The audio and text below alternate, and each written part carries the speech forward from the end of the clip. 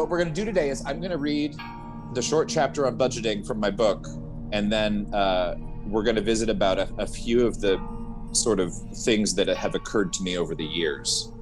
My book is Filmmaking Confidential. For those of you who haven't gotten it, it's available anywhere you can get a paperback or ebook, and also on Audible. And this particular chapter, which is a little tongue-in-cheek, but I'm serious about it, is called Top or Bottom. Ta-da! All right, so I will read it. There are two ways to budget your movie. The first, which is known as the traditional way all movies are budgeted, is bottom-up budgeting. Bottom-up budgeting is the most ineffective way to budget a movie, yet most everyone does it. Bottom-up budgeting is where you start from ground zero with no idea what your movie is going to cost. Then you identify all the people, jobs, things you think you need, and at the end, you'll have the amount that the movie will cost. There is software out there which can help you approach it this way. When using this software, you'll scroll an endless list of job titles, learning about jobs you never even knew existed. But now that you know about them, you must have them on your crew. That is your first mistake.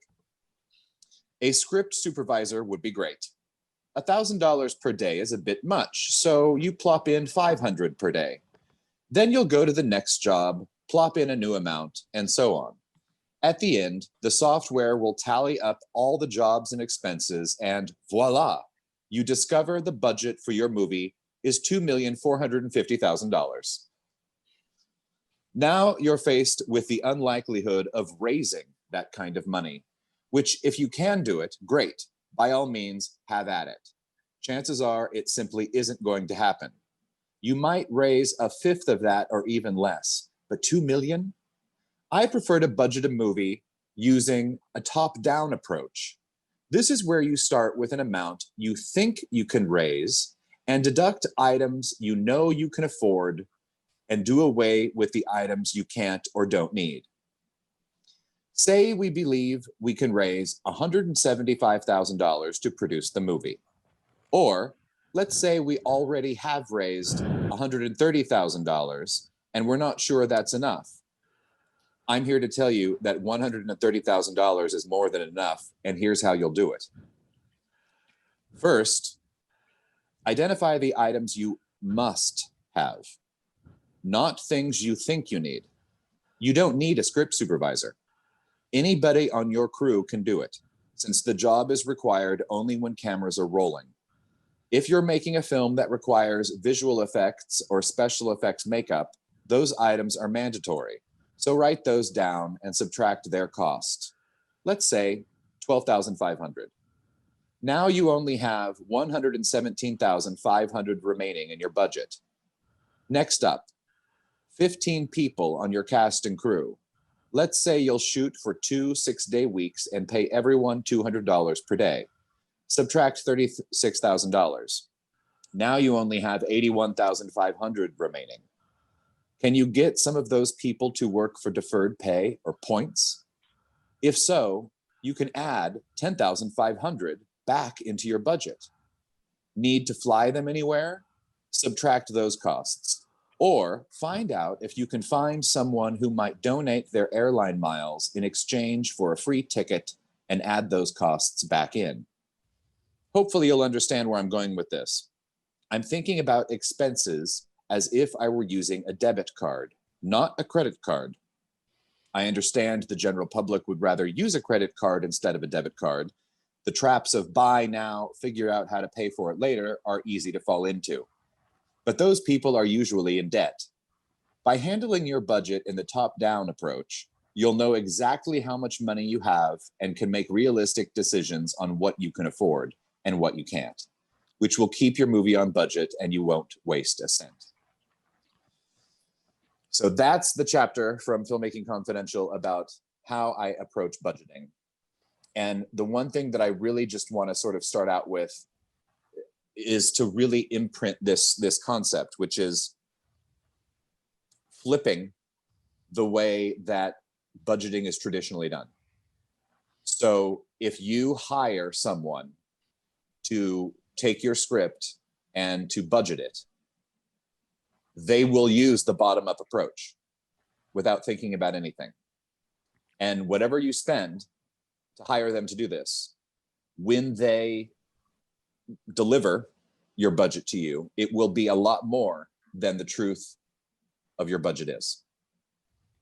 So my advice is to save your money and to not hire anybody else to make your budget unless you want to approach it in a traditional way. If you don't want to cut any corners and you think that, well, or if you're working for a production company that already has distribution set up and a networking situation with distributors and studios and places of production that have endless resources, then they're not so worried about saving money here and there as much as if you're an independent filmmaker. So if I have to go and raise the funding myself, then I'm very, very aware of cost savings when I'm in that situation. If I'm being hired as a director for somebody else's movie, I don't really care what their budget is, as long as everybody's, healthy and safe, and we've all been fed and we get good night's sleep. All those are the things I'm thinking about. But if you're an independent filmmaker and you're embarking on a journey to make your movie, and you have to go find the funding and the investors to do it, if you do it in the way that I'm suggesting, which is from the top down, you'll actually, regardless of what the amount is, it's possible to make a movie for any amount, even $500. Now, when I say that, it sounds insane, but if you have $120,000 worth of labor and things that have been sponsored, then you're making, $120,000, $120,500 movie, even if you're only spending $500 cash. So to wrap my head around that even further, and we're going to go back and unpack this in, detail by detail for everybody so that we can all be on the same page and that you guys can really understand how it is that I do this. When I think of a budget, when someone says, "What's your budget?" I think that doesn't always mean cash. It could mean deferred payment. It could mean that, if we're, for instance, when I was doing a movie in London once, I did something which I'm about to tell you. One of the most expensive line items in your budget is lodging or housing, especially if you're shooting on location. And the second one of the most expensive items is food and feeding your cast and crew. Those two line items are significantly, they're up there in some of the higher numbers on your budget. So I knew London being one of the most expensive cities in the world, we would be spending a lot of money on lodging. And I thought, well, one way to facilitate that it would be to get free lodging. And so what I did was I spent about 3 weeks, and I talk about this in the book also, making a spreadsheet of every 4- and 5-star hotel in London and their sales reps, whoever's in charge of, PR for the hotel. And I called or emailed every single one of them. And it was close to 1,000. It was around 900 some different hotels. And this took me 3 weeks of my time. Really, I didn't do much else in those 3 weeks. And out of all of those people, I asked, will you give us free guest rooms in exchange for product placement? Shooting a scene in one of your rooms, a scene in the lobby, and then showcasing an exterior shot, which includes like the name of the hotel. And out of almost all of those 1,000 hotels, I only heard back from 3 of them. And 2 said yes. Whoa. So yeah. And only 2 said yes, but 2 said yes. Wow. You know, so then I went and I looked at where were they located in relationship to the underground stops and which of the 2 were nicer. And turns out that the one that was in the most ideal tube stop was also the nicest hotel, which I think was going for like $500 or $600 per night. And we just scored. We would have never been able to afford that anyway. But what was so great about it was we got free lodging for the cast and crew. And not only was it free, but it was really great. You know, so it was like, it was amazing. I mean, if we had to pay for it out of our pocket with cash, we would have been staying in, you know, the UK version of a drive-up motel, which I don't know what it's called in the UK, but it would have been scary probably. So for instance, in that case, you know, the cost of what we would have spent on lodging what I would have considered part of our budget, even if it was donated. I wouldn't have included the actual cost had we paid in cash for staying at the hotel that we did. But you know, that would have been tens of thousands of dollars just based on lodging alone that we didn't have to spend. So when someone says, what's your budget? You know, agents typically do this when you call them and you're trying to visit with them about getting actors in your movie. That's one of the first things that everybody says, what's your budget? And I say, tell them the figure that, I mean, you could tell them, well, what do you mean by budget? Do you mean the cash we're going to spend, or, you know, all the sponsoring and the crew that, you know, are working for deferred pay and points? And they probably won't know how to wrap their head around that because most people don't talk about it that way. But if you think about it, you know, here's the budget. This whole thing is your budget, but only this part represents cash. This part represents another part of it, which would be deferred and points. And when I say those 2 words, I mean, for those of you who may not be familiar with the lingo, deferred payment is an example like this. So if there's, let's say, a movie star or a famous actor, you know, or a famous musician, somebody who's a celebrity of some sort, and they're aware that you're making this, you know, on a shoestring budget, you know, next to nothing or low to no budget, however you want to define it. And they're happy to work for scale, which if your budget is less than $250,000, SAG scale is something around $120 a day. I can't quite remember exactly what it is, but I think it's 120. Is that right, Doug? 125 now. Okay. All right. Woo! You went up $5. That's so great.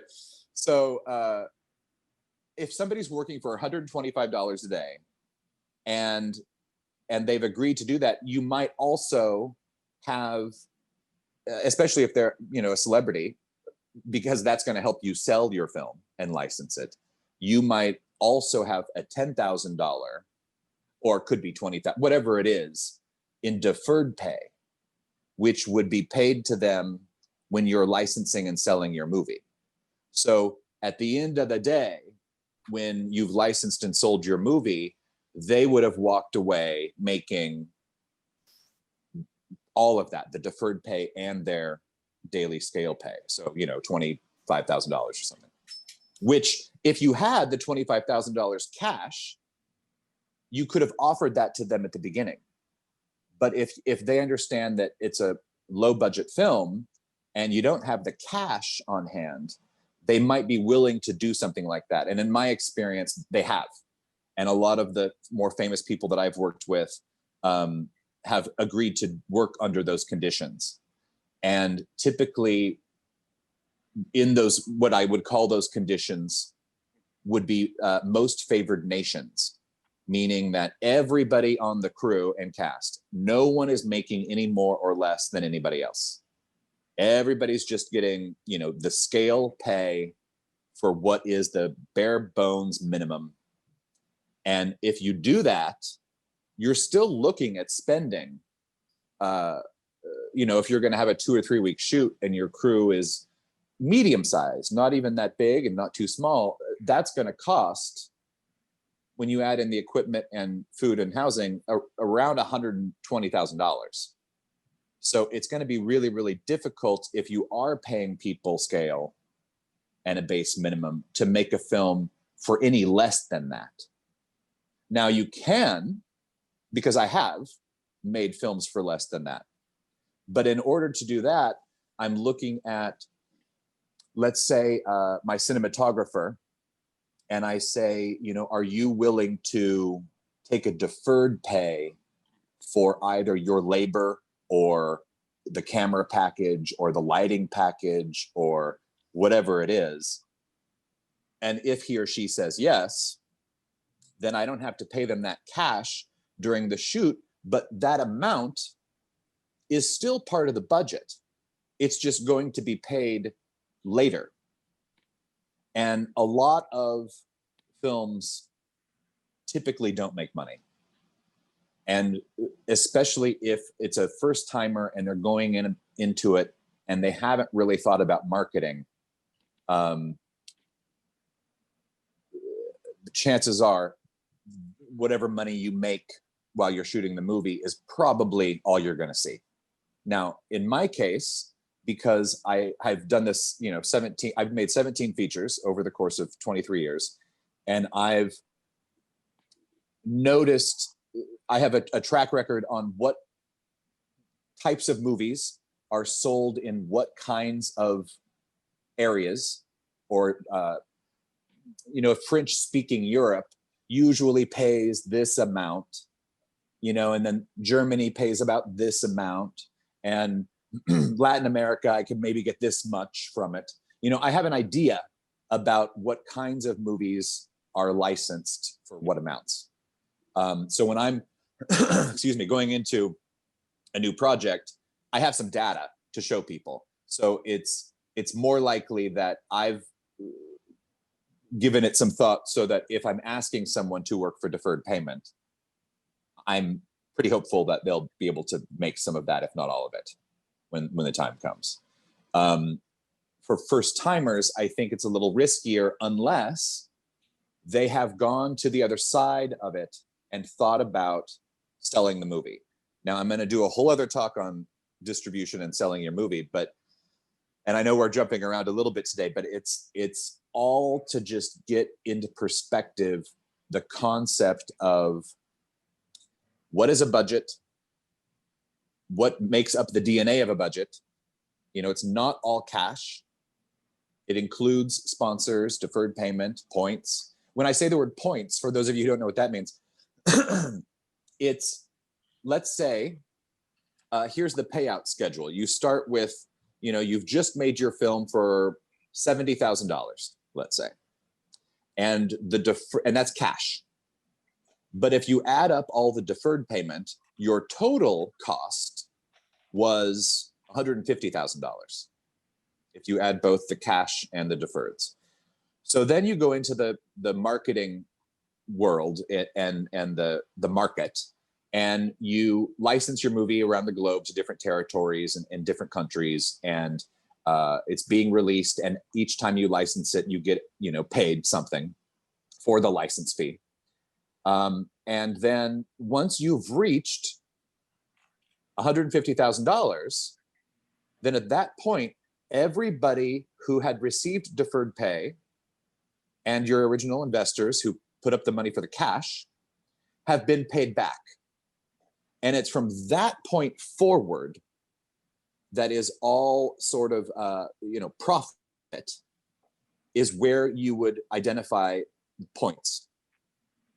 So every movie has 100% ownership of the film. And when I say ownership, I mean not the copyright ownership, but there are 101% points which make up the profit sharing of a film.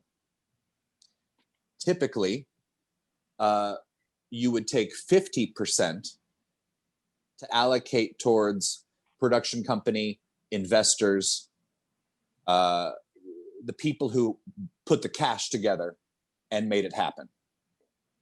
Typically, once an investor has paid back their initial money, they want to continue making money. So they're going to want to have a percentage of profit sharing, for the ongoing term of the film. I typically try to do it in relationship to the amount of cash. So if 100% of the film was in cash plus deferred $150,000, then if investor A put in $15,000, then I'll take a percentage that equals that amount as it relates to 100% of the profit sharing. And then you'll have some other points in there and some other places in profit sharing where you could gift to your cast and crew. So if you were able to convince, and this is all part of the negotiation from the beginning, when you're talking to a famous person, whether it's an actor or not, a musician or some celebrity, you can say, well, I can offer you scale plus $15,000 deferred plus 5% out of 100 profit sharing points for the eternity of time. So in 35 years, when we're still licensing this movie, they will still be making royalties on it. And sometimes those royalty checks at that point are very, very small, but they always have added up over time. And when you license a movie, sometimes the license is only for 8 to 10 to 12 years. So after the 12-year period, when French-speaking Europe, their license expires, you can resell it or relicense it to another company in French-speaking Europe because the rights revert back to you.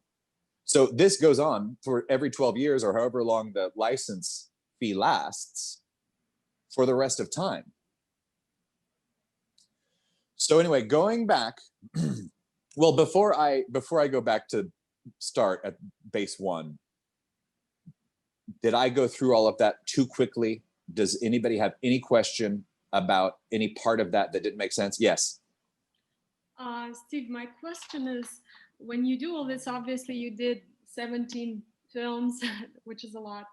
And I'm just wondering, when you started, did you have an attorney to do all of the agreements with, like, let's say a famous actor? Did you had to basically do it yourself? You drafted your agreements yourself, or did you have to hire an attorney to put it all in writing? And what did you do? What do you recommend?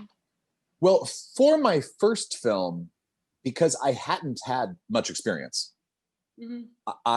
we did hire an entertainment attorney.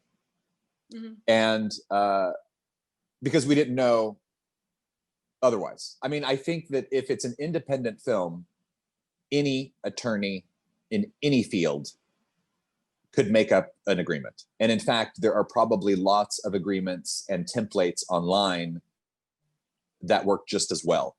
Because in the years since, we've done it that way, and we've sort of written our own agreements, or we've hired our local attorney who, for instance, helped me sell my house, and she helped us with the agreements. So, as long as it's a legal binding document and the attorney can prepare it, it doesn't necessarily have to be a specific entertainment attorney, especially as it relates to independent film. Now, if you were to make a movie with a huge movie star, even if it was independent, or if you were going to, be in negotiations with a studio-sized or mini studio-sized production company to distribute your film, I would then, or if I was being hired to direct something for Netflix, I would hire an entertainment attorney just to make sure everybody was taken care of and safe. Now, as far as if you're spending, $150,000 on a movie, or 250, whatever it is, even $500,000, if you're spending, a low budget on making a movie, simple agreements are often much easier to understand for everybody. I remember the agreements that the entertainment attorney, wrote up, and they were very, very lengthy, and there was a lot to them that was way over my head, and you couldn't even read it with all of the legalese language in it. But we did do that for my first film. So maybe if it's your first venture into it, it might be a good idea. And I don't remember, the guy that we worked with wasn't necessarily known as the best. So I don't think it matters who it is, as long as they have a decent track record, and maybe you can have, one or two people as references who've worked with that attorney in the past. Just to something to an attorney, as far as not pay him in cash. Is there a way to work with an attorney to make him work for free? Maybe. I mean, I always ask. You never know. See, yeah, here's my thing. I've started realizing this more and more as over the years. Okay, so we all do this, and I catch myself doing this all the time still. I'll get ready to, send. In fact, this did happen recently. So I had my book, and a mutual friend of mine and this other person is incredibly famous. And I thought I heard them in a podcast on Alec Baldwin's podcast, actually. And the interview was so good. I was like, oh, I bet this person would really like my book, because they're kind of feisty, and they're a little bit, they're in the system and they play the system, but they're also a little bit against it, and so I just thought, oh, I should send my book to them. And then my mind said, oh, they'll never read my book, or, oh, they're not going to want my book. So see, what I just did was I made a decision that was somebody else's right to make. So what I said, I stopped myself and I said, wait a minute, how about I let them decide? And so I sent the letter, and they said, yeah, I'd love to see your book. And I was like, wow, okay, great. I may never hear back from them. I might send it to them. They may never read it. They might read it. They might call. I don't know. But the point is, if you ask the attorney or your actor or anybody to, can you work for deferred? Is there a different way we can go about this? What are all the options? Because maybe free isn't an option, but maybe there's something that's really close to free. Mm-hmm. Maybe there's a paying plan. Maybe there's a thing like this where you could put in your budget for the film what you would have paid the attorney had you had the cash at the time. Mm-hmm. So if, for instance, you're going to raise some money to shoot a project, you might want to say, hey, would you draft some agreements for me? Or honestly, have them draft one agreement. Mm-hmm. Or just give you the template, and then you can make the additional agreements. Mm-hmm. You don't need to pay them to do 10 different ones or 20 different ones, when all you need is the one basic template of the language, which mm-hmm. I think you still could probably find online. Mm-hmm. And then you go and you raise the money for the movie, and you've got, $500 or $600 you could send to them. Mm-hmm. Something like that. But my point is, let them decide, because they may not be able to, maybe they have to put food on the table. It's been a really hard month, or, bad year financially, or maybe they've got plenty going on and they don't mind helping you out. You never know. Mm-hmm.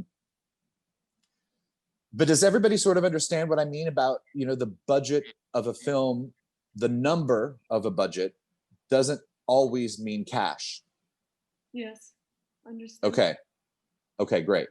And I don't mean to jump in. I want to ask another question, but I can ask later after, if other people have questions. It's a discussion. So we can treat it. We're just all talking together. I mean, if there's more than one person shouting at the same time, I'll say, wait a minute, just one at a time. But please go ahead, please. why did you choose to be independent versus going with the studios? It's a much harder route. Or why did you decide to do that? Well, I don't know if it was a decision as much as I'll tell you a brief version of my story. So when I left film school, I went home to Kansas and I said, I'm ready to make my first movie. And this was in 1996. And my father, who was a businessman and an entrepreneur, but knew nothing of the film world, said, well, that's great. How are you going to fund it? And I said, oh, I don't know, credit cards. Because it was the late 90s, and when indie films were starting, they were doing that. People were just using credit cards to make their movie, and then they would go and sell them, and then they'd make their money back, and voila. And he, my father, being a businessman and an entrepreneur, said, that is the stupidest thing I've ever heard. And then he said, what you need to do is hire a consultant, make a business plan, find investors, and treat it like a business. So that's what we did. And I was 21 or 2 at the time.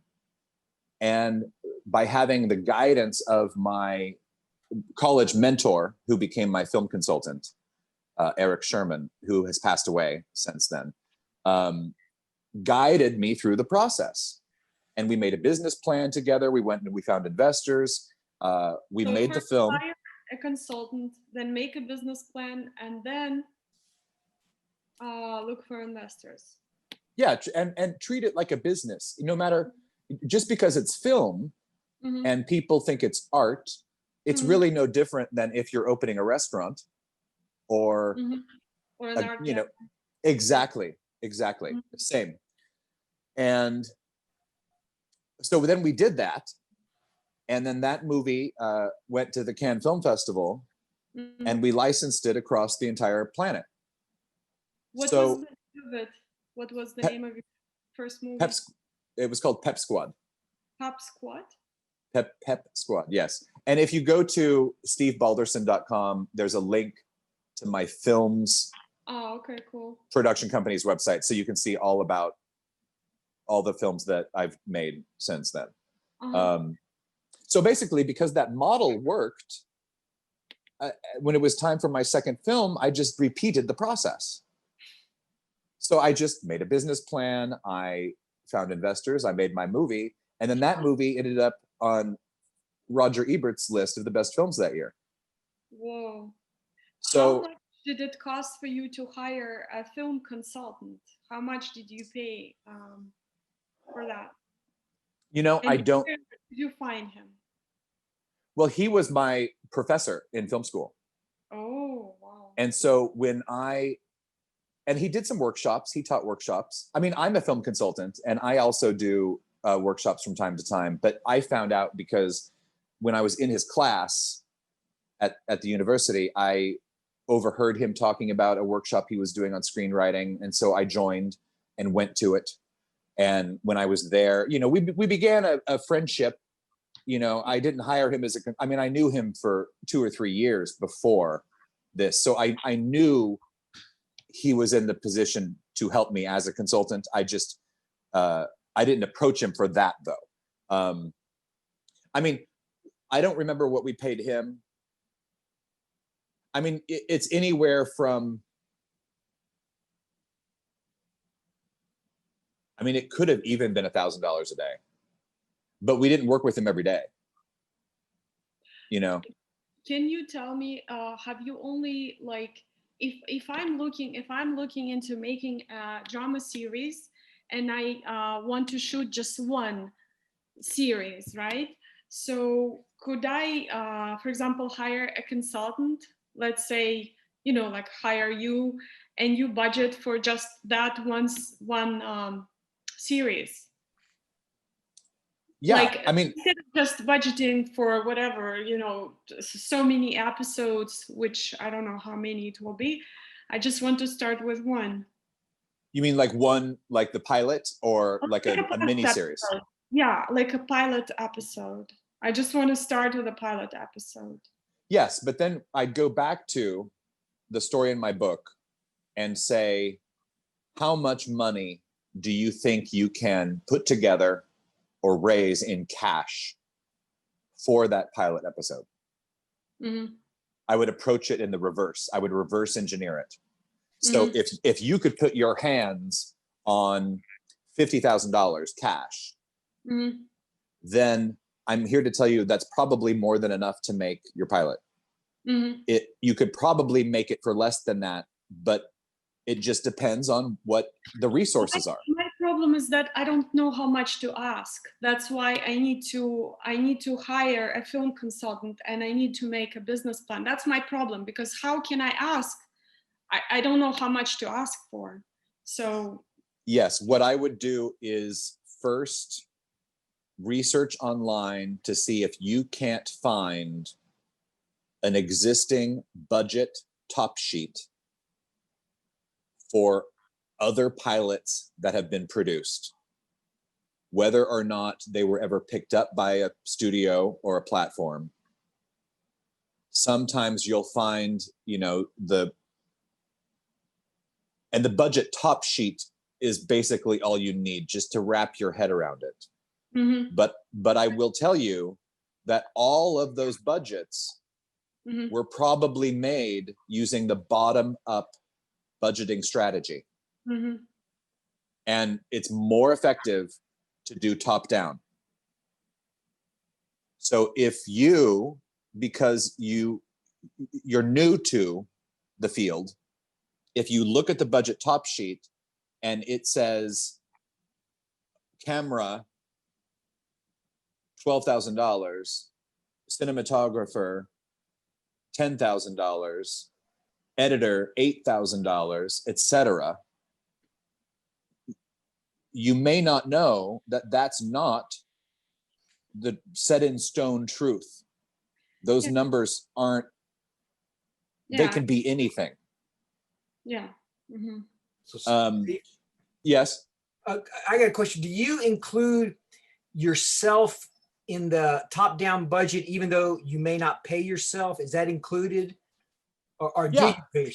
I'm just wondering, because again, when you're talking top-down, it's like, okay, well, if I'm going to do it and take on all of these responsibilities, am I going to put that in a budget as if I were paying someone, when in fact I'm not going to pay myself? That money's going to go to something else. Do you do that or consider that? Or yeah, but what I do is I put it in the deferred category. Okay. So if for instance, can you put yourself and be not a deferred one? Like, let's say I'm producing and I'm not doing anything else. I'm just looking for investors, and I want to pay myself because that's the only thing I'm doing at the moment. I don't have any other source of income.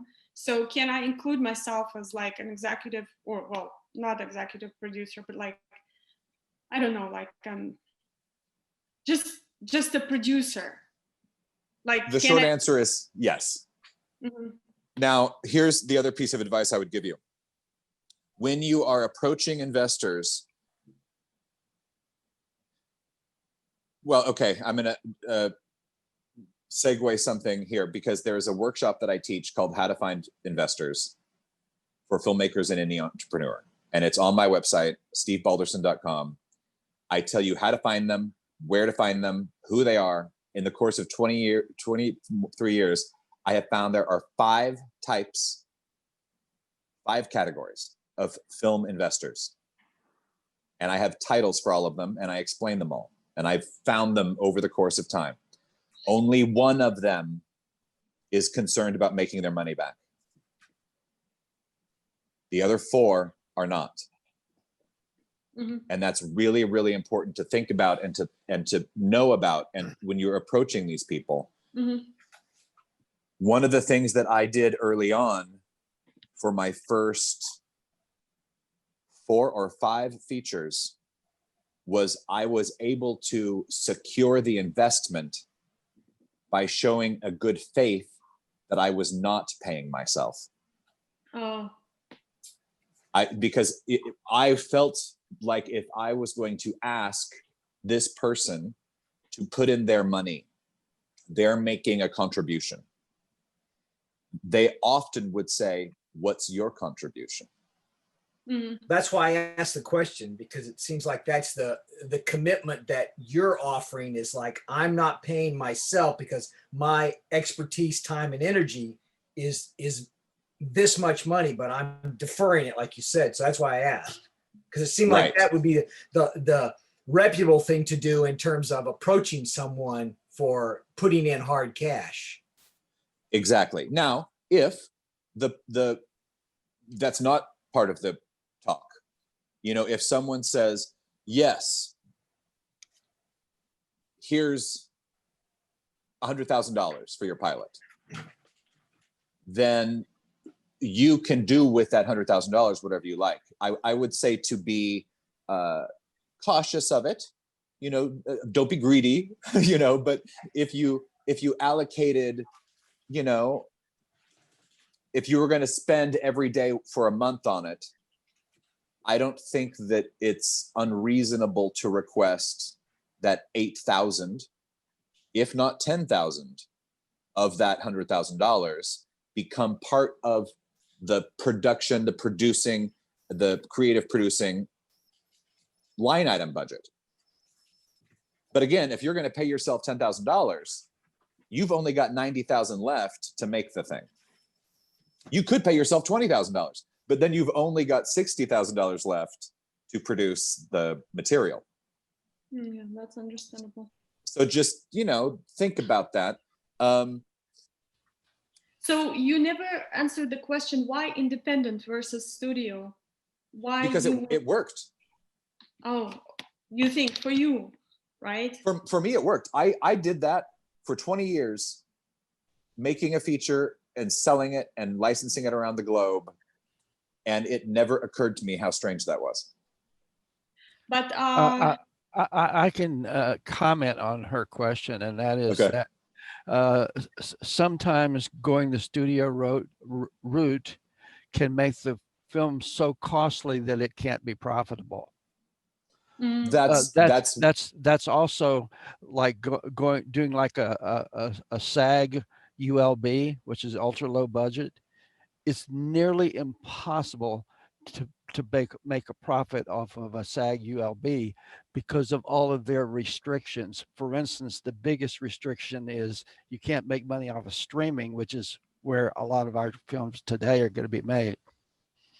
Right. I mean, in my cases, all of my films, except for maybe one or two, were SAG movies, and I've never had a problem with it. But our budgets were so low that it wasn't that big of a problem. And when I say so low, I'm saying anything under $1 million at this point. I mean, you can still make a movie for next to nothing, but I also look at the word independent as freedom. I don't have anybody to answer to but myself, and or the producers I'm working with. Now, I have, as a hired director, been hired for people who aren't totally what you would consider independent. For instance, the movie that I directed that Doug starred in was made for Mark Cuban's television network. Mm-hmm. You know, I would consider Mark Cuban a maverick, independent visionary. But at the same time, on the flip side of the coin, Mark Cuban is also not considered independent because he's Mark Cuban. He's the guy sitting behind the thing on Shark Tank, you know, like, so on one hand, in fact, he is one of the first, you know, true independent, mindful, maverick thinkers. Did very well for himself in that regard. He's you know, not Stoney, you know, he's not Time Warner, but close at this point. So, you know, and I have been approached sometimes. I mean, after my second film, I had a friend who was a fan of mine, and she was senior vice president of MGM UA. And she had me in all the time to talk about stuff. Then when MGM was sold, she went to a different company, and whatever we were talking about doing at MGM didn't happen because she wasn't there anymore, and it wasn't MGM as we knew it at that time. I'm all for going on to a project. You know, if someone wants to, if there's a studio that wants to make a movie for $80 million or $100 million, and they want to hire me to direct it, great. I am happy to do that for them. I'm happy to do the best damn job that they've ever seen. And that's fine. And then I will go home and pocket that into a savings account and be smart with my money. In the first chapter of my book, in the introduction, I talk about John Cassavetes, that's sort of what he did. He was a well-respected leading actor and was hired a lot to be in huge Hollywood movies. And then he would get paid very well, and he would take that money and he would go home, and then he would make independent films with his wife, Jenna Rollins, and they would not spend much money. And some of those films are some of the greatest films ever made. So I think that I don't think that you need to decide one thing or the other. I think it's good to just let it flow organically. And when it works, it works. And it also, the question is, what kind of a control is needed? If the story is very, very sensitive, and if you feel that it's very dangerous to let go of some of that control because it is a sensitive subject matter or a certain thing that might benefit from having your hands on it and only you in charge of it, then I would say you're better off keeping it independent, at least for the production. Once you've made the product, you can sell it to a studio. I see. And as far as the question, for me, the important question is, I have asked this many times, independent versus studio. For me, in what I'm doing, the most important thing is the exposure, because by making my series, I'm trying to help a person that is suffering unjustly. So I have a very good cause. So I'm not thinking about like money. I'm thinking about saving a life of a person or a family. So I need the hugest possible exposure, and Yes. I need the control. So not only because it's a very sensitive subject, so I need control and I need exposure. Yeah. You know what though? Sometimes that doesn't necessarily mean a company you've ever heard of. I'll tell you another short story. And I also mentioned this in my book. I think you would benefit from having my book for sure, because I also want your book. there's a whole chapter called Exposure versus Money. Actually, that's the title of the chapter. Wow. And this is what I talk about in it. When we were getting ready to license and sell my second film, I don't remember exactly the specific year it was, but at that time there was a boutique studio where all the sort of hipster cool directors were. And they were releasing Todd Solondz films and all the sort of like cool directors at the time.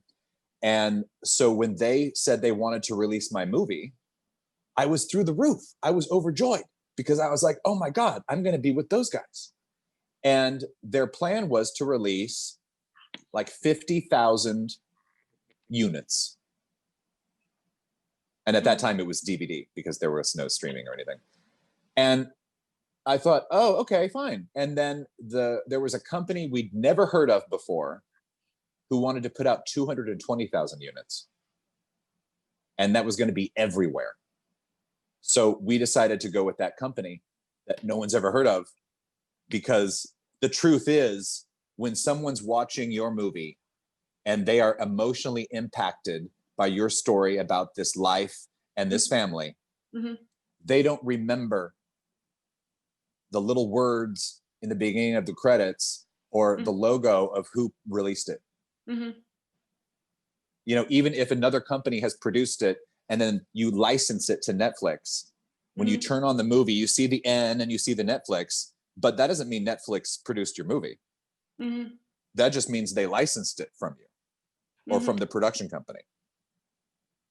So, all of my movies have been on Netflix, but Netflix didn't produce any of them. So in that regard, I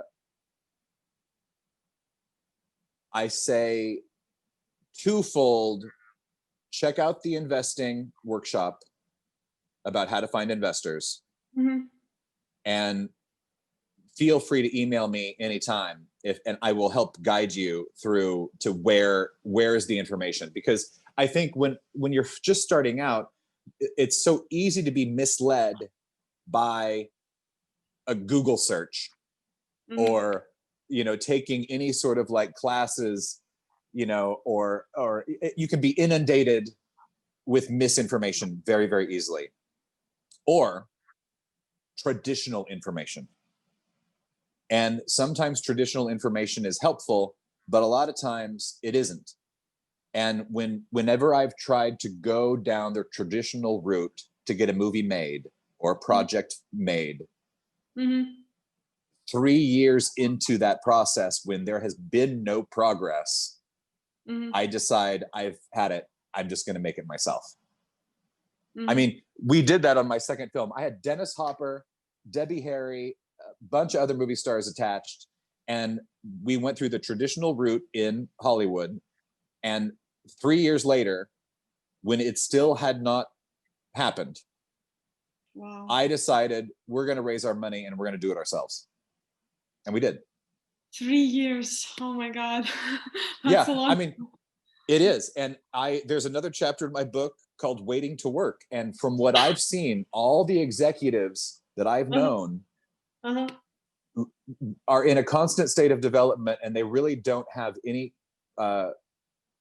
passion to actually make what it is they're doing. Now, there are some people who have incredible passion and are really wonderful people, and I've worked with them also. So I'm not saying all across the board, but I would say a good 85% of the people who work in Hollywood don't really want to do any work. Wow. Yeah. Especially if you're a development executive, because you're getting paid to just be in development. I want to go back to the Yes. question earlier about your when asked to make a contribution and you contribute your portion. Are you saying that you are not deferring your payment, or are you saying you're awaiting your part of the money to the points part of the film? Could be either. I have done both. So there has been, some cases where I am not taking any cash, from those two sections. It was like, I'm not taking any cash, but I am actually giving myself some deferred payment. And then there have been some cases which were earlier than that.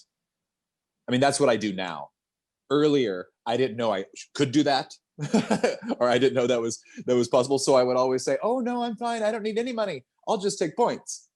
And then I thought, "Oh, okay. Well, let's be smart. I have to put food on the table too. So I need to, do a little bit here and here. Let's spread it out." And I'm fairly open with a lot of the points. So by the end of the day, I never keep like, if it's my production company, I don't keep like 25% points or 50% points. I typically have spread it around a lot of places. But the other thing I was going to say is, yes. In that question, then, do you separate points out between yourself as producer and your production company? You could, because sometimes I'm not necessarily the producer. Right. Even if my production company has produced it, if this guy was the producer or this woman was the producer, then they're going to get the points for the producing part. I'm just the production company. Right. It gets so confusing, especially when I'm going in for a job, and because it's like, okay, I own my production company. I own my publishing company. Right. So when I had to publish my book, my publishing company agreed to do it. Okay. But it's not necessarily self-published, even though I'm the person who wrote it. It's so confusing. I know the routine. I have a separate label for my production company, my studio, my audio company, and my special effects company. Yes. Yeah. So for instance, because I have to have all those pockets. Yeah, you do. In 2002, I published a coffee table book of this photographer's amazing photos. So that's when I set up the production company. or the publishing company. Publishing company. Yeah. Yes, I didn't know at the time that I would write a book. But when it came time, I was just, I own a production company. I mean, a publishing company. Steve, Yes. do you necessarily recommend that if I'm very serious about what I'm trying to make, so do you recommend that I start a production company? I mean, being like the beginner producer, like, do you recommend that I actually started, that I register it? You need a company, a legal entity, to protect you personally from any liability. So if, for instance, and it's also for good bookkeeping and good transparency, because if you develop a company for this particular project, yes, and that company, that probably is an LLC. It could be, I know there are LLCs and there's LLPs and LPs. There's all sorts of things. Typically what I do is it's an LLC. But I make that for just this particular project. And it's different for every single movie. Now, the production company is what's on the top. And all of these LLCs are managed by this production company. Right?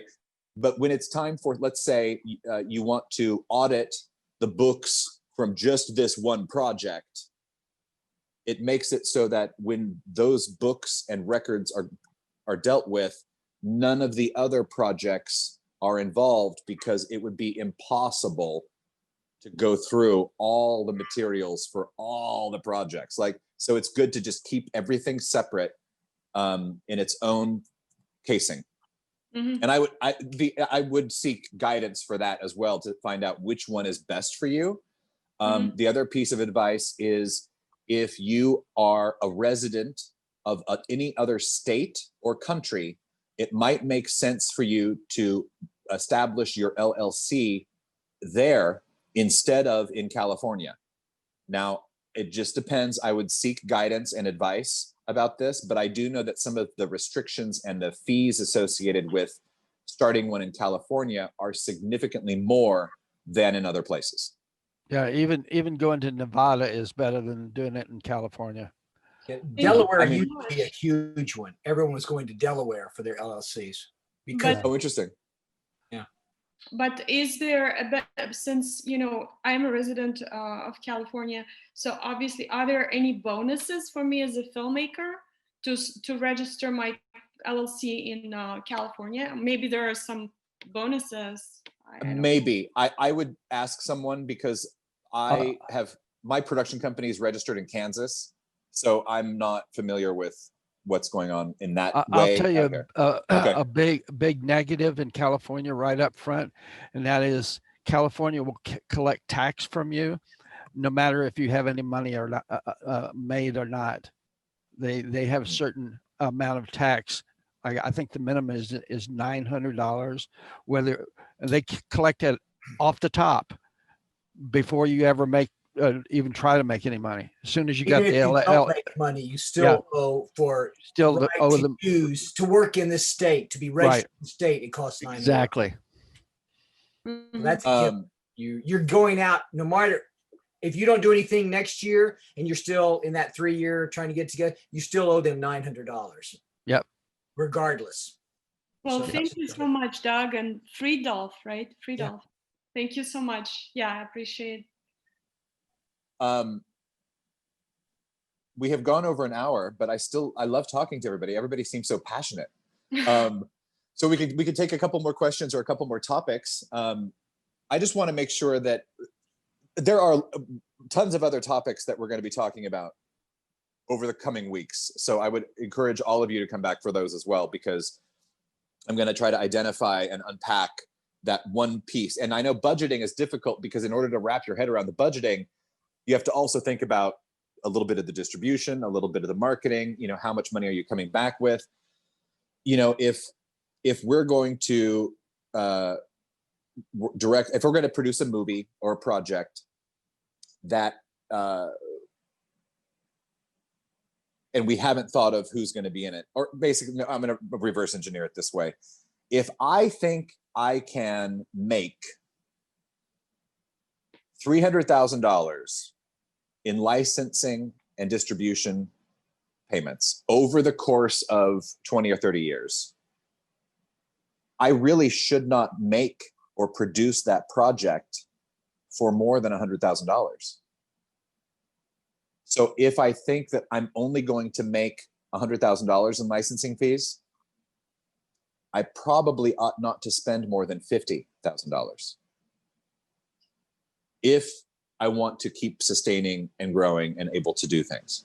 Now, maybe you do a few of those and then you decide, I think I can make $100,000 on this project, and I'm going to find investment for $97,000 of it. Maybe, you get to the point at which you have sustained some things so that, you think, well, I probably can make $200,000, $300,000 in licensing fees over time.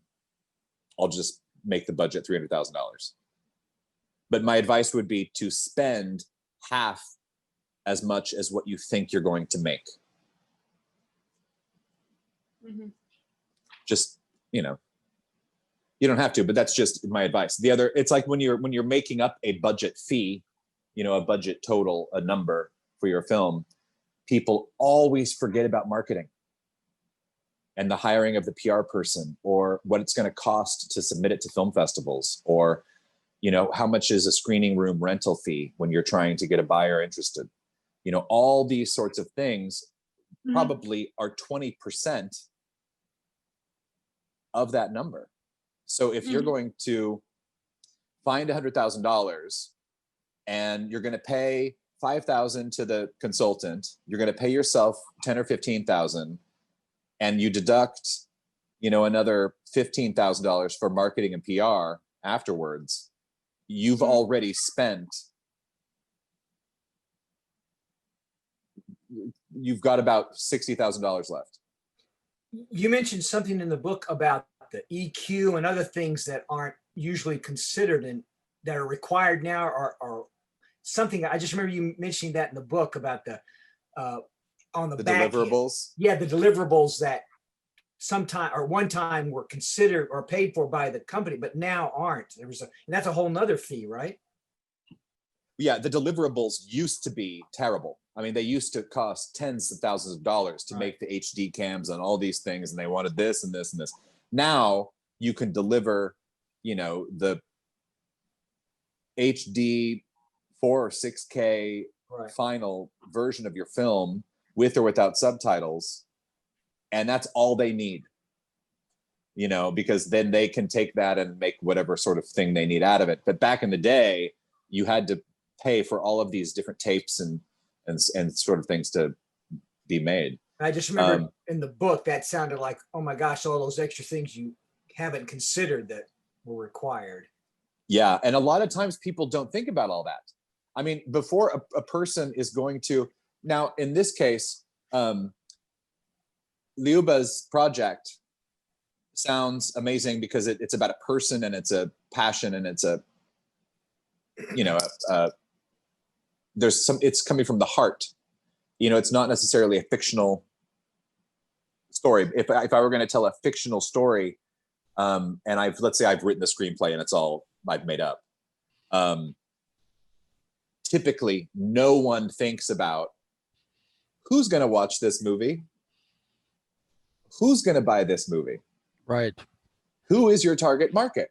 Oh, I already have the audience waiting. Yeah, yours sounds like it's built in. Like yours sounds easy, but typically most people don't know who that audience is. And they usually wait until after they've made their film before they start wondering who their audience is. And by then it's a little late. I always try to say, as you're moving along, if you know who your audience is, you can make decisions along the way based on that audience. Which will help you in the process of making your movie. Steve, can yes. I find the book in Barnes and Noble, or do I have to I want a paper copy? Actually, I like to have an actual book.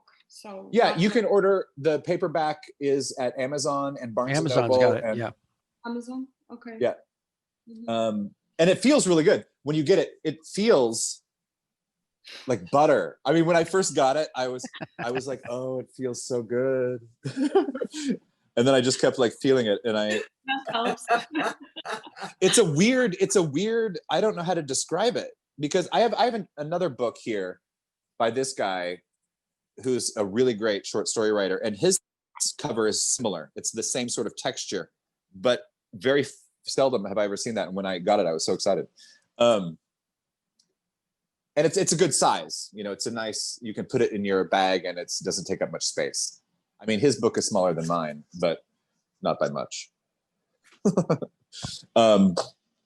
Excellent. Oh, and if anybody does get my book, and if you post it and tag me, I will send you an HD download of one of my movies. Oh, cool. So you don't have to rent them. I mean, they're out there and you can get them, and I think 3 or 4 of them are on Amazon Prime right now also. I don't remember which ones, but I discovered a few of them there the other day. And that's the other thing. When you license and sell your movie, the distribution company doesn't tell you where your movies are. So, you know, somebody's like, hey, where can I see your movie? I'm like, I don't know. Yeah, which is so ridiculous. Your book is due here Tuesday. Oh, excellent. Oh, amazing. I'm so excited for you to read it. Let's, you know, keep in touch on the upcoming meetups, and then, you know, we'll keep doing this, and I'll set up a couple of them that are specifically about any questions you have about any part of the book that we haven't yet discussed in any of these meetups. Yeah. Yeah. Thank you so much for I'll also invite everybody to our meetup. We have the South Bay Independent Filmmakers group, and we will have a meetup towards the end of October. So you online or online? Online, yeah. Excellent. Hermosa Beach included? We even let Hermosa Beach in. You know, we are very liberal about that.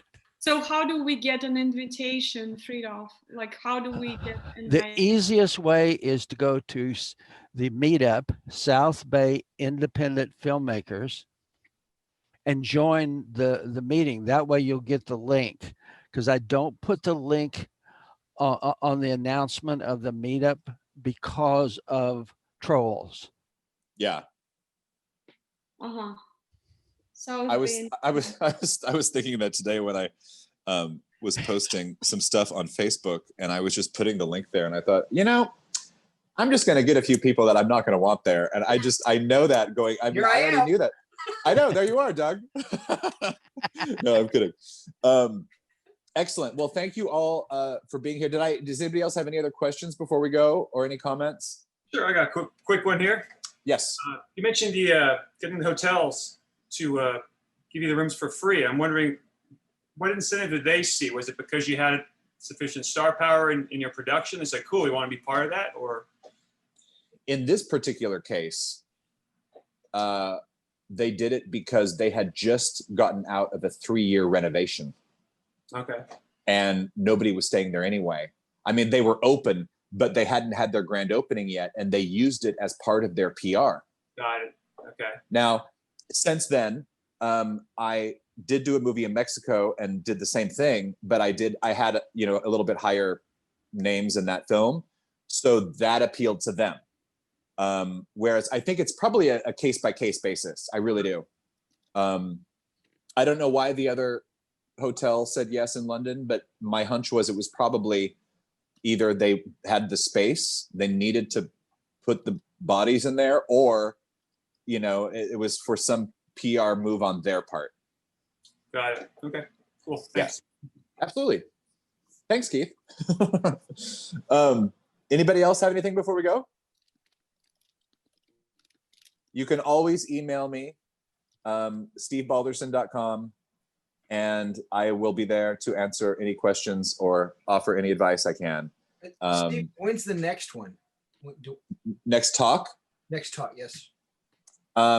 Next Wednesday and Thursday. Hold on.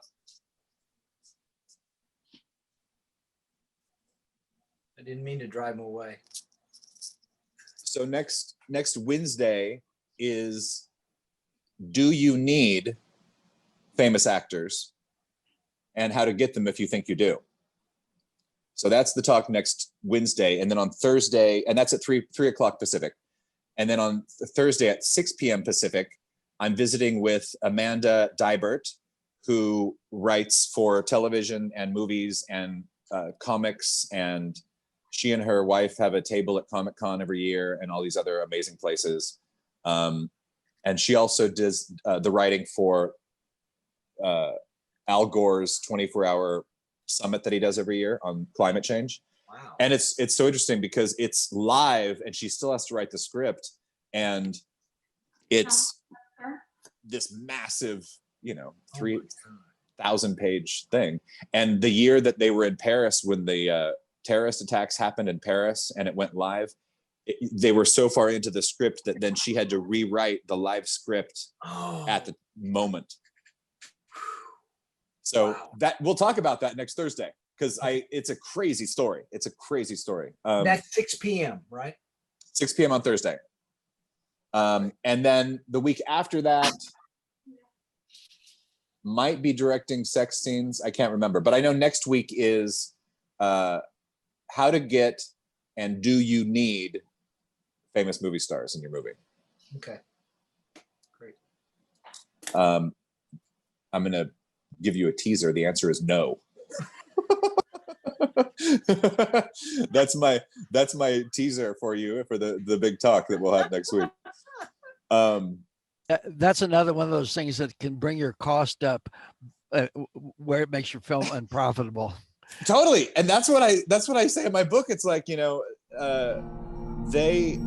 I'll save it for next week and I'll tell you then. Yeah. Okay. Enjoy, everybody.